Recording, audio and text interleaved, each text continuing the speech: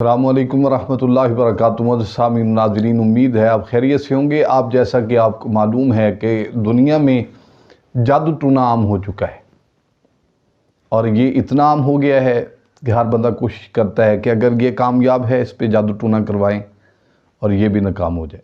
خدا کے بندو، خود کامیاب بنو، دوسرے کو کیوں ناکام کرتے ہو اور اس کو کیوں گرانے پہ آپ تلے ہوئے ہیں؟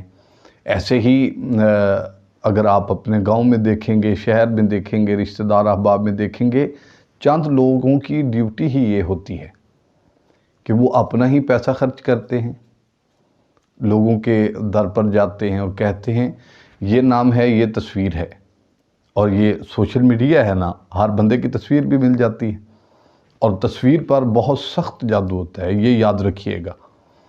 جو تصویریں ہوتی ہیں ان پر بہت سخت جادو ہوتا ہے، اور جب یہ جادو ٹونا کروانے والے یہ جاتے ہیں اور کہتے ہیں، یہ نہیں کہتے کہ ہمیں کامیاب کروا دیا جائے، کہتے ہیں یہ بندہ بڑا کامیاب ہے، کچھ بھی لے لو ہم سے، اس کو ناکام کر دو، ہم سے کچھ بھی لے لیں اور یہ جو ہے یہ سڑک پہ آ جائے۔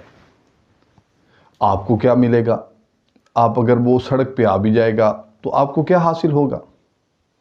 آپ یہ دعا مانگیں، اللہ رب العالمین کی پاک بارگاہ اقدس بہت بڑی ہے، آپ یہ دعا مانگیں، مالک جیسے آپ نے اس کو عطا کیا ہے، تو رحمان ہے، رحیم ہے، تو مجھے بھی عطا کر دے۔ اللہ تعالیٰ آپ کو بھی عطا کر دے۔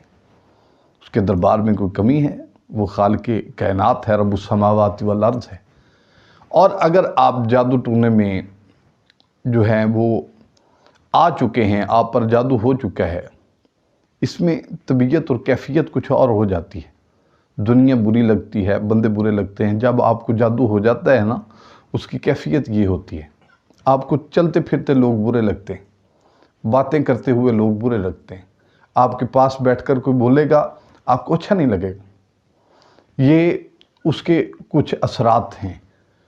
وہ رات کو سوئے گا، ڈرے گا، اس کو لگے گا میرے پیچھے کوئی چل رہا ہے، میرے آگے کوئی چل رہا ہے، مجھے کوئی روک رہا ہے، مجھے کوئی آوازیں دے رہا ہے، میں سو نہیں پاتا، میں سوتا ہوں تو مجھے ایسے لگتا ہے کہ میرے قریب کوئی بیٹھا ہوا ہے، میرے پاس سے کوئی گزر کے گیا ہے، مجھے کسی نے ہلایا ہے۔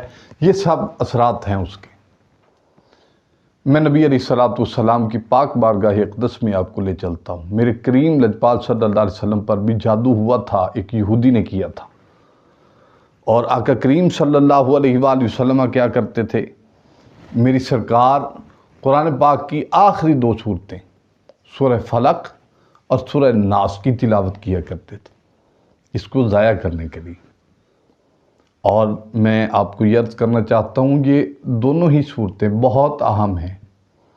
اگر آپ کو بہت سخت ہو چکا ہے کام، یہ آپ کو لگتا ہے کہ جادو ٹونا اتنا تیز ہو چکا ہے کہ میں اب بچ نہیں پاتا، تو آپ سورہ بقرہ کی تلاوت شروع کروا دیں، 7 دن سورہ بقرہ کی تلاوت کریں، اور خود آپ ہر نماز کے بعد 7 مرتبہ یہ آخری 2 سورتوں کی تلاوت کریں۔ امید ہے آپ کا جادو ٹونا بھی دور ہو جائے گا، اللہ تعالیٰ آپ کو اس سے شفا عطا فرمائیں گے، اور ان بے لگام گھوڑوں سے آپ بچ جائیں گے۔ اللہ تعالیٰ کے فضل و کرم سے اللہ تعالیٰ آپ کی حفاظت فرمائے۔ السلام علیکم ورحمۃ اللہ وبرکاتہ۔